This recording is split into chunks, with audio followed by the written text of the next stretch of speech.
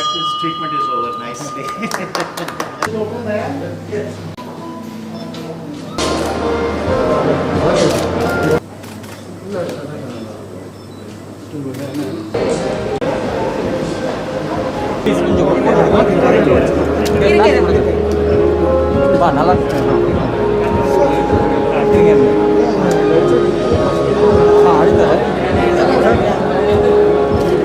Saying, as a doctor, I will do the very best I can for the people who trust us. Have you all done that? You have another time. If you have not done it, please do it now, saying that we are here to make a difference to the patients who put trust in us. Our Honorable Minister Subramaniam, Minister for Health and Family Welfare, we are very grateful to you, sir, for acknowledging and coming as the chief guest for this morning to an important function in today's technology.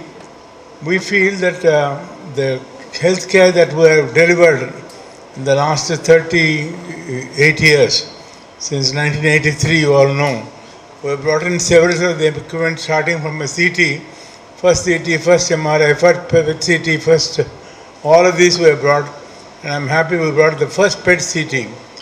But it is because we all know in 1985, the World Economic Forum gave us a warning saying the next decade, that is 2020, 2030, is going to see a huge threat from non-communicable diseases, which will cause 80% of the deaths. And it's not 80% of the deaths, it will cost 30 trillion for the world, and it will cost India $3.8 trillion. Now sometimes, I'm not counting the money, but if you think who are these people who are going to lose their lives, these are the young people. They are the breadwinners of the family. So I think there is everything that we wanted to do. This is where last 5 years we have been striving hard to see what can we do to control or cure this non-communicable diseases. Non-communicable disease first is heart. As you all know, in heart, when we started in 1938, today we have become number one in the world. Number one in the world, not in numbers, not only in numbers, but in our outcomes are equal to the best centers anywhere in the world. Our 1 year outcomes are the best in the world, but our costs are 10% or less than 10% of costs anywhere in the world. So this is what makes me feel very happy. The second most important thing is the strokes. And also in the heart attacks and strokes, in Caucasians it occurs in 60s, 70s, but unfortunately it used to occur in 30s and 40s. I remember in 1974 in a American College of Cardiology conference, when I said Indians get heart attack, when I came back, I saw 4 or 5 patients in 30s who had heart attack. I said Indians get heart attack early. They said, no, they don't know their date of birth. I said, don't be foolish. They're not only there to know the date of birth, they know the star under which they are born. But then they did violent things, then they said it is ghee. I said, ghee, I have a mother-in-law of mine who did not take tablespoons of ghee, but she's absolutely well. Then they blame coconut oil. The Keralites not only eat coconut oil food, they rub it all over their body and they are healthy. So I think now we know there are 10 causes for heart disease. 9 are, alter 9 of these. 10 is genetic.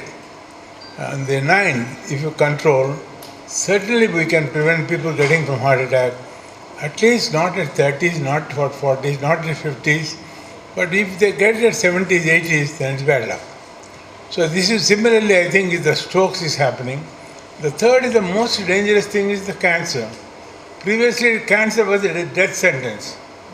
So when we had a conference about 5 years ago, an international conference, they defined a word saying cancer is conquerable. They said cancer is conquerable if it's detected early. But when we opened this proton center 3 years ago. The same international conference, they said cancer is conquerable. Cancer is curable. Cancer is curable because if you detect it early, you can cure it. In stage 1, stage 2, you can cure cancers. So this is where I think the infectious diseases, in all of these, we have made a great attempt. For these, there are 4 things that are available for us in this decade. Number 1 is the automation. You have artificial intelligence, you have digitalization, you have robotics, and you have the CD printing and what else. With all of these, I'm sure our doctors, our clinicians will make a significant impact in making a difference in this in the NCDs and leave this burden which the countries cannot bear, the families cannot bear. So this is why my request is for the Honorable Chief Minister saying, whatever you are doing for fighting the NCDs, we are with you. We are with you in this fight for NCDs. I know you are doing a tremendous work in an unprecedented health crisis that we have ever seen in the last 100 years, the COVID-19. Sir, even in this COVID-19, we are with you.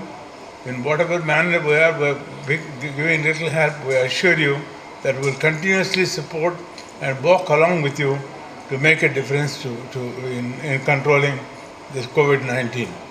But all I want to say is today is an important day for us. One of the new inventions that came about a few years ago was the robotic system for surgeries.